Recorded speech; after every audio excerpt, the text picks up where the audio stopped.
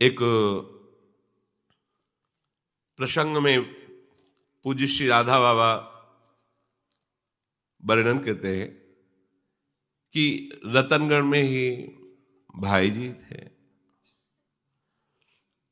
उनका ऐसा प्रभाव था कि बड़े बड़े धनी मानी भक्त ज्ञानी सन्यासी विरक्त सब भाई जी को सम्मान करते, क्योंकि जिनके हृदय में निरंतर प्रिया प्रीतम का चिंतन चल रहा है, प्रिया प्रीतम हृदय रूपी निकुंज में केली कर रहे हैं, तो आकर्षण ऐसा होता है कि सब। तो एक धनी सेठ थे। धनियों में अहंकार बहुत जोर का होता है, क्योंकि मूल दोष यही है उनका अहंकार। जो अपने को बड़ा धनी समझते हैं उनमें चोरी, हिंसा, झूठ बोलना, दंभ नाटक करना, काम क्रोध, गर्व अहंकार, भेद बुद्धि, वैर अविश्वास, स्पर्धा, लंपटता, व्यभिचार, जुआ, ये सब दोष उसको घेर लेते हैं। जो धनाभिमानी होता है, मैं धनी हूं, अभिमान तो था ही, पर एक कृपा भी थी कि भाई जी के सत्संग में रोज जाते थे। धनी थे, अन्य दोष भी होंगे, अहंकार भी था, पर सत्संग में जाते थे, रोज प्रणाम करते, सत्संग सुनते, पर भाई जी से ईर्ष्या करते, उनकी निंदा करते। जो सत्संगी जन थे अगर रास्ते में मिल जाते सत्संग सुनने के बाद तो निंदा करते। कई तरह की देखा, बढ़ बढ़ के बातें कर रहे हैं, लोगों से पुजवाते हैं, ऐसा वैसा। कुछ लोग ऐसे होते हैं। किसी दिन भी वो सत्संग ना जाए ऐसा नहीं था, प्रणाम न करे ऐसा नहीं था, पर हृदय की जलन, ईर्ष्या, हमारे पास सब इतना वैभव, कोई हमको प्रणाम नहीं करता और इनको सब प्रणाम करते हैं, नमस्कार करते हैं। ऐसा मतलब विचित्र बात है कि रोज जाना, सत्संग में नियमित जाना, पर वहां की बातों में क्यों म्यों निकाल के और चलते हुए निंदा करना, और जहां भी बैठे भाई जी की निंदा करना। प्रणाम भी भाई जी सामने दिखाए प्रणाम करेंगे, ऐसे प्राय बहुत हृदय होते हैं। सामने तो प्रणाम नमस्कार और पीछे निंदा करना। वो अपनी जलन को नहीं सह पाते, अपनी मलिनता को और बढ़ाते हैं। वो यही समझते थे मेरे पास इतना ऐश्वर्य है, नौकर चाकर हैं, मैं बहुत धनी हूं, हमारे सामने भाई जी क्या है, पर इतना सम्मान इनका, जिसको देखो वही भाई जी भाई जी, प्रणाम नमस्कार, दौड़े पीछे घूम रहे हैं। मैं क्या करूं जो मेरा सम्मान हो, सब कुछ तो हमारे पास है, क्या कमी है? तेरे पास भगवान की ठसक नहीं है, प्रियालाल की ठसक नहीं है, ये पैसे से थोड़ी आती है, ये तो प्राण दिए यह प्रेम न पइए, ऐसो महंगो आय सखीरी। ये तो गुरु कृपा से मिलता है, आराध्य देव की कृपा से मिलता है। भगवान ने कहा है कि जो अनेक चित्त विभ्रांता मोह जाल समावृता प्रसक्ता काम भोगेशु पतंति नरके असुचौ, अपवित्र नरकों में इनको डाला जाता है। ये अनेक वृत्तियों में फंसे हुए भोगों में, ये जो संत महात्माओं की, वैष्णवों की निंदा करते हैं, अवहेलना करते हैं, अपमान करते हैं, ऐसे अपवित्र नरकों को भोगना पड़ता है इनको।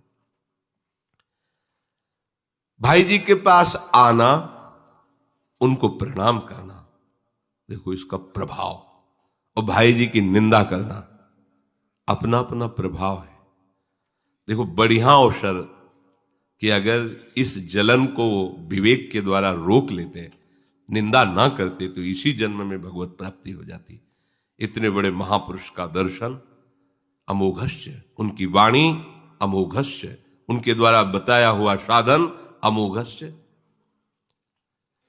कोई असर उनके ऊपर नहीं पड़ता, आचरण में कुछ परिवर्तन नहीं, बस सत्संग आना, प्रणाम करना, सामने मधुर भाषण, पीछे निंदा, और कैसे इनको गिराया जा सके, ऐसा होता है। बहुत तो संतों की भागवतिक उन्नति देख करके हृदय शीतल होता। चलो कम से कम धर्म की महिमा, भगवत महिमा में लोगों की चित्त वृत्ति आकर्षित हो रही है। बेविचार से, मदिरापान से, नाना प्रकार की हिंसात्मक वृत्तियों से लोगों की वृत्ति हटकर प्रभु के नाम रूप में लग रही है। बहुत अच्छा है। कुछ को लगता है कैसे करूं कि इसकी जगह मैं हो जाऊं, या भले मैं नरक जाऊं पर इसके मुंह पे कालिक पुत जाए। ऐसा, यद्यपि उनके भी हृदय में उसके प्रति श्रेष्ठ भाव होता है, तभी आंतरिक वृत्ति उसको सह न सकने के कारण द्वेष भाव में परिवर्तित हो जाती है। वो चाहते हैं कि ये बात सत्य है, पर स्वीकार उनके अंदर न होने के कारण वो उसको नीचा दिखाना चाहते हैं। राग में ही द्वेष होता है, अगर राग न हो तो द्वेष हो ही नहीं सकता। तो उनके प्रति भी मात्र बुद्धि होती है, पर उसे अपने अंदर ना लाने के कारण वो द्वेष में और द्वेष इतना भयानक, ये ईर्ष्या द्वेष है, कुछ भी कर सकता है, कुछ भी कर सकता है, बहुत भयानक है ये। तभी का कंचन तजना सहज है, सहज तिया का नेह, मान बड़ाई ईर्ष्या दुर्लभ तजनाए। ऐसे महापुरुष की निंदा में रत, धन का अभिमान, मान की चाह, बोलो अब दुर्गति में कौन सी कमी रह गई?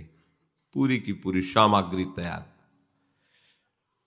सत्संग में आना, भीतर से भाई जी को देखकर जलना, स्पर्धा करना, द्वेष करना।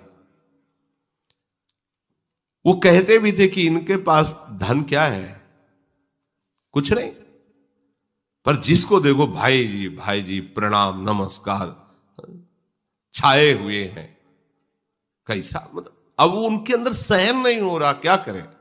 अच्छा, जो भागवतिक महापुरुष होते हैं वो अपनी प्रशंसा चाहते नहीं, उनको बुरी लगती है, पर करें करावें आप सब, जने बढ़ाई दे। पैसा दे के प्रचार प्रसार करवाने से भी यश कीर्ति नहीं होती। जब आप करवाना चाहते हैं तो वो छुपना चाहता, वो छपा देते हैं, प्रकाशित कर देते हैं। इनका खेल है। भाई जी कभी चाहते थे क्या मेरा यश हो, मुझे लोग जाने? अकिंचन भाव से रहते। वहां के तत्कालीन बीकानेर के महाराजा भाई जी के सामने आते, साष्टांग दंडवत करते।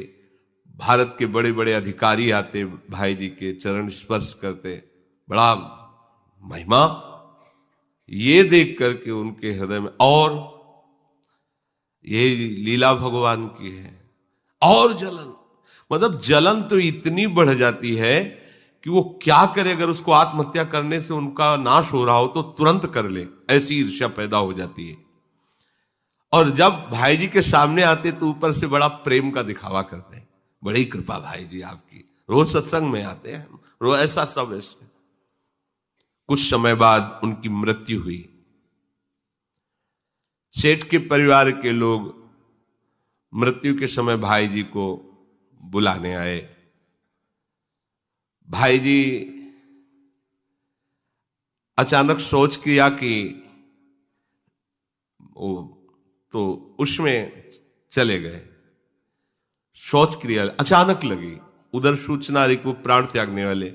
भाई जी को इतनी सोच लगी, वहां नहीं जा पाए और शौचालय जाना पड़ा, क्योंकि भाई जी चले जाते तो दुर्गति उनकी नहीं होती। और भगवान को बर्दाश्त नहीं कि उनके भक्त का कोई अपराध करे और फिर अंतिम उसका सुधर जाए। जो अपमान भक्त कर करे, या जो अपराध भक्त कर करे, राम रोष पावक। ऐसी सोच लगी कि भाई जी को एक सेकंड के लिए भी फुर्सत नहीं कि मैं जा सकूं वो शौचालय। तानहम द्विषतः क्रूरान संसारेषु नराधमान, क्षिपाम्यजस्र मशुभाना मासुरीस्वेव योनिषु। ऐसे भक्त द्रोह करने वाले पापाचारी क्रूर कर्मी नराधमों को मैं आसुरी योनियों में गिराता हूं और नरक भोगवाता हूं, भगवान कह रहे हैं। पूज्य श्री राधा बाबा अपने ध्यान कक्ष में बैठे हुए थे। वहीं एक कुतिया गर्भवती हुई और कई बच्चे पिल्ला हुए उसके। भाई जी के ध्यान में वो कुतिया और वो पिल्ला, और उन पिल्लों में से वो सेठ जी जो कुत्ते का पिल्ला बने थे, मेव मेव करते हुए छोटे बच्चे हुए।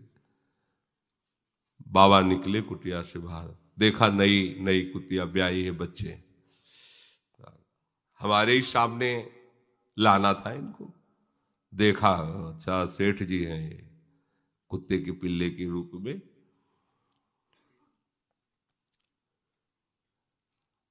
अब उपासना कक्ष में बैठते तो बार बार आता कि किसी तरह भाई जी का तो दर्शन किया है, उनके श्रीमुख के वचन सुने हैं, पर इसने निंदा की है, तो कृपालु भगवान क्षमा कर दें इसे। संत कह दे, देखो कैसा होता है।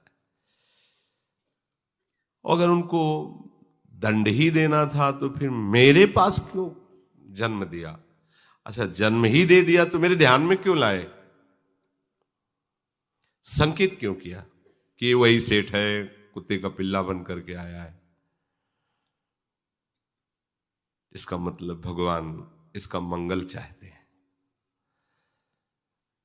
राधा बाबा एकदम एकाग्र होकर प्रभु से प्रार्थना की, प्रभु इस सेठ की जो कुत्ते का पिल्ला बना हुआ है, इसकी दुर्गति रोक दीजिए। किसी भी तरह से सही, इतने बड़े महापुरुष का दर्शन किए, सत्संग सुने, और आप भी तो चाहते कि उद्धार हो जाए, नहीं तो यहीं सामने ध्यान कक्ष के सामने, यहीं के कहीं दूर, और फिर हमारे ध्यान में क्यों लाए? पर बार बार कहते, पर प्रभु बोलते नहीं और रोष करके अंतर्ध्यान हो जाते हैं। एक दिन बाबा ने हट किया, प्रभु सामने खड़े, बोले बोलना पड़ेगा आपको, हमारी बात क्यों नहीं सुन रहे हो? तो प्रभु ने कहा, चक्रधर, चक्रधर बाबा का नाम था, मैं भक्त के हाथ बिका हुआ हूं, और मेरे समर्पित भक्त को जो अपमानित करता है, जो उसकी निंदा करता है, मैं उसे कभी क्षमा नहीं करता। जानते हो, हनुमान प्रसाद पोद्दार ने अपने हाथ में मुझे ले रखा है, प्रेम की मैं वशीभूत हूं। वो नहीं चाहेंगे ऐसा, पर मैं इसको अब क्षमा नहीं कर सकता। मेरे भक्तों से जो द्वेष करता उसको मैं कभी क्षमा नहीं करता। मैं तो पोद्दार का भक्त हूं, मैं भगवान नहीं हूं उस समय। ये देखो भगवान की महिमा। जैसे दुर्वासा जी से कहा कि ये सुदर्शन अम्बरीश के अधीन है, उन्हीं के चरण पकड़ो जा करके। भला बताओ, मेरे समर्पित निर्दोष अकारण हितैषी भक्ति की कोई निंदा करे और मैं उसका मंगल करूं, ऐसा कैसे हो सकता है? कभी क्षमा नहीं कर सकता। मेरे शरणागत भक्त मुझ सर्वरक्षा समर्थ के रहते आरक्षित कैसे हो सकते हैं, निंदा का पात्र कैसे हो सकते हैं? ये मेरे भक्त की निंदा करने वाला है, ये धनाभिमानी है, ये नरक कीड़ा बनेगा, तुच्छ है, इसको बहुत कष्ट भोगना पड़ेगा। अगर कोई मेरा अपमान करे, मेरी अर्धांगिनी लक्ष्मी का तिरस्कार करे, मैं सब सह जाऊंगा, पर मेरे भक्त का कोई अपराध कर दे, मैं नहीं सह सकता। भगवान कह रहे, यहां तक कि अगर साक्षात लक्ष्मी भी मेरे भक्त का अपराध कर दे तो उसी क्षण भी उनका मैं त्याग कर दूं। फिर ऐसे समर्पित भक्त के लिए, जिसने स्त्री पुत्र ग्रह गुरुजन प्राण धन इहलोक परलोक मोक्ष सबका त्याग करके केवल मेरे प्रेम में पगा हुआ है, ऐसे मेरे भक्त को जो सतावे उसको मैं क्षमा कर दूं? नहीं। जैसे पतिव्रता स्त्री अपने पति को सदाचार से प्रेम से अधीन रखती है, ऐसे भक्तजन मुझे अपने अधीन रखते हैं। मैं प्रेम में बंधन स्वीकार करने वाला हूं, सबके लिए समदर्शी हूं, भक्तों के लिए पक्षपाती हूं। चक्रधर महाराज, इसको मैं क्षमा नहीं कर सकता। जो संत जन है, साधु हृदय है, उनकी निंदा करने वाले का मंगल हो जाए, ऐसा नहीं हो सकता। तो राधा बाबा ने कहा, फिर ये आपने दिखाया क्यों हमें? क्यों दिखाया? बाबा गुस्सा होकर के बोले, जाओ फिर जाओ। आपका जब ये सिद्धांत है तो हमारे ध्यान में क्यों लाए, सामने क्यों लाए? हमारा भी तो हृदय है जो आपसे ही पूरित है और आपसे ही प्रेरित है, ऐसा क्यों किया आपने? चुप हो गए, प्रभु भी और राधा बाबा भी। वही कुत्ता बने सेठ कांपते हुए फिर बाबा के सामने कूं कूं कूं ऐसे, फिर बाबा का हृदय एकदम, फिर ये लीला भगवान की देखो। बाबा उठे, अपनी कमरिया उठाई और जाकर उस पिल्ले को उठाया और कहा, कुछ भी हो हम हर उपाय करेंगे तेरा कल्याण हो जाए। यद्यपि तेरे से भयानक अपराध हुआ है, भगवान भी नाराज हैं, पर उपाय यही है भक्त का हठ।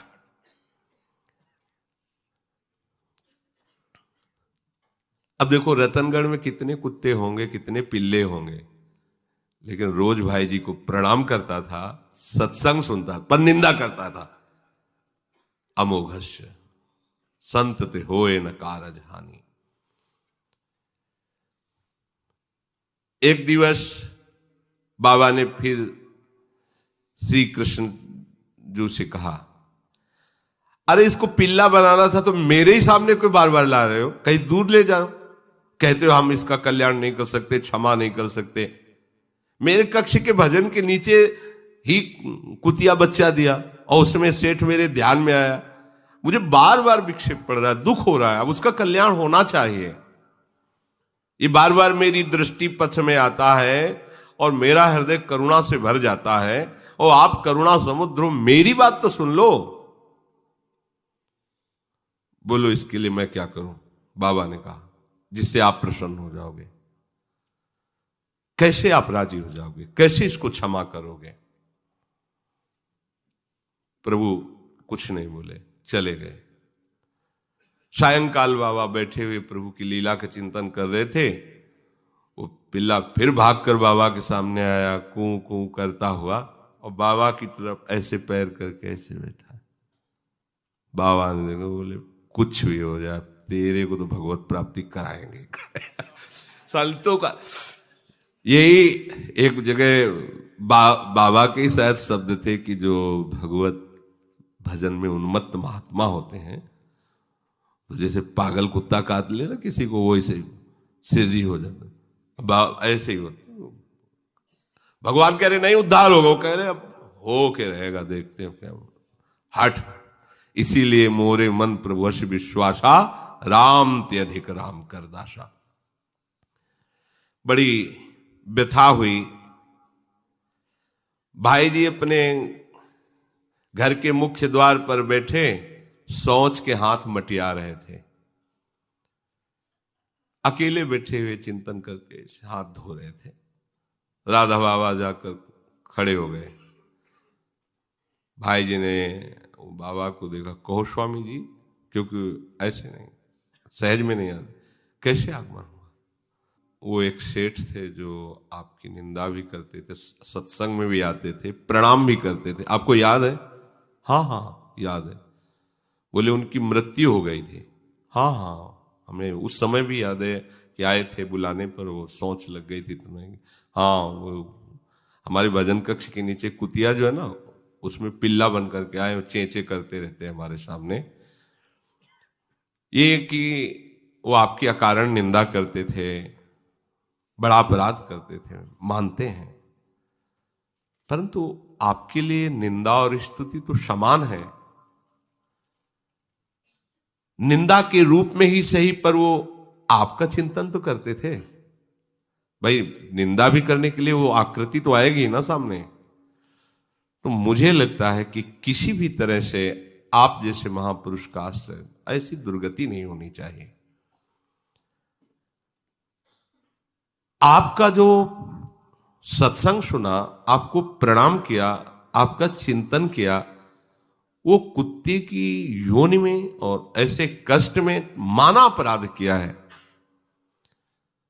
पर भाई जी आपको आपका ही गाया हुआ दोहा सुना रहे हैं, धनी के द्वारे पड़े रहो, धनी की ठोकर खाए, कबहू धनी निवाजी है, जो द्वार छाड़ नहीं जाए। देखो मनुष्य शरीर में भी वो रोज आता था, रोज प्रणाम करता था, कुत्ता बन के भी आपके ही द्वारे में।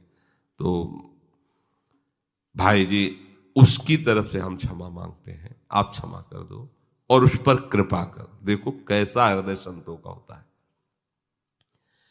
मुझे नहीं शाह जा रहा उसको कुत्ते के रूप में देखकर, सदगति निश्चित निश्चित होनी चाहिए। ये हठ है संतों का। जैसे बच्चा हठ कर ले तो मां को पूर्ण करना पड़ता है। जब तक आप कृपा नहीं करेंगे तो इसको विश्व की परम शक्ति भी इसका मंगल करने में असमर्थ है, क्योंकि सीधे हमने श्री कृष्ण से बात किया है। उन्होंने कहा कुछ नहीं हो सकता, इसको तो दंड भोगना पड़ेगा। और मैंने देखा है कि कल्पों तक शूकर कूकर सरीसृपादि निम्न योनियों में जाएगा, कल्पों तक, इसकी कोई उद्धार के चांस नहीं।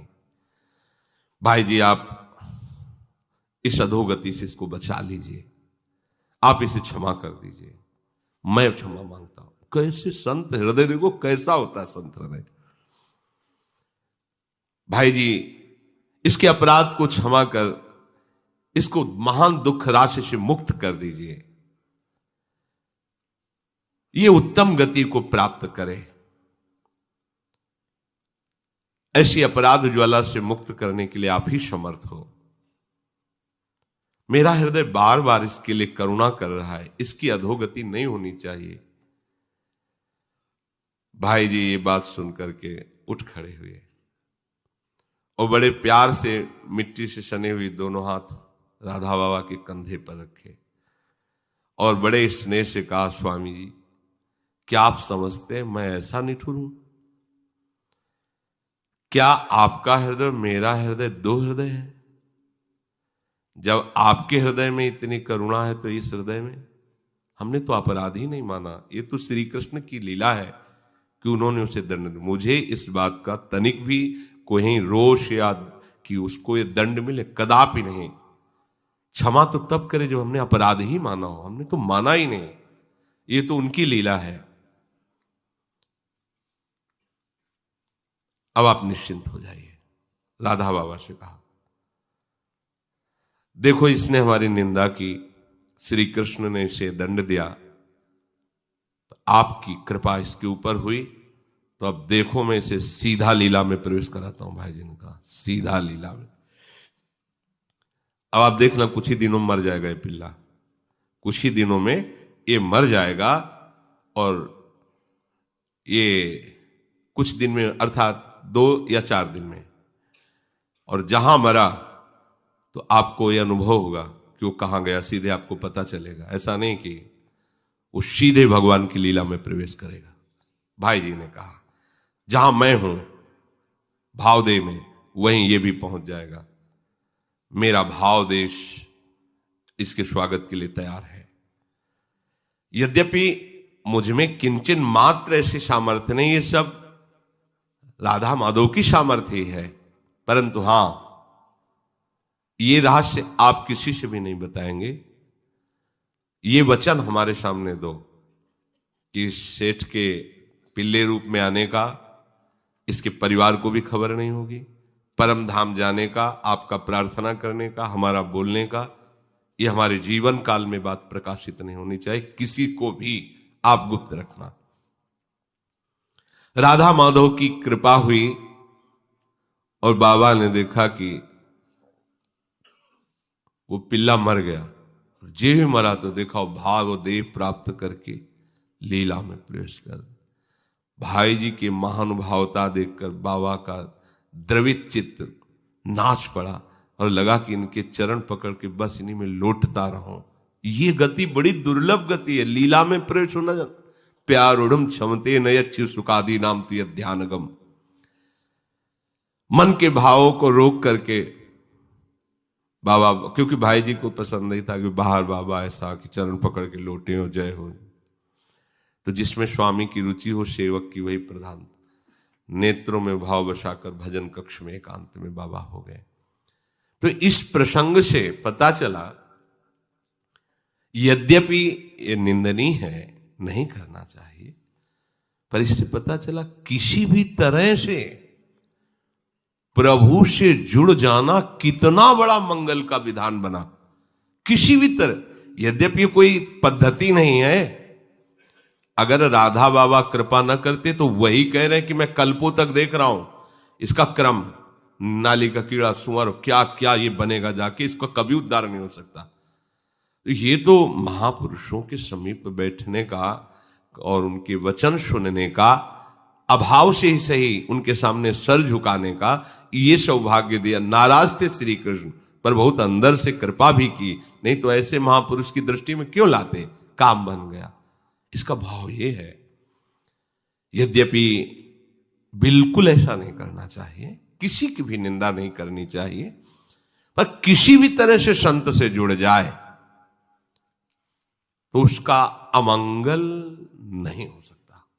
किसी भी तरह से संतों का स्वभाव ही ऐसा होता है जो महामोद करने वाला होता है, महामंगल करने वाला होता है। अब थोड़ा बड़ा भजन तो करता ही होगा, सत्संग भी सुनता था, प्रणाम भी करता, थोड़ा भागवतिक साधन तो बनता, पर भयंकर अपराध ये कि वैष्णव निंदा, भक्त निंदा। पर किसी भी तरह से महापुरुषों से जुड़ जाना उसके लिए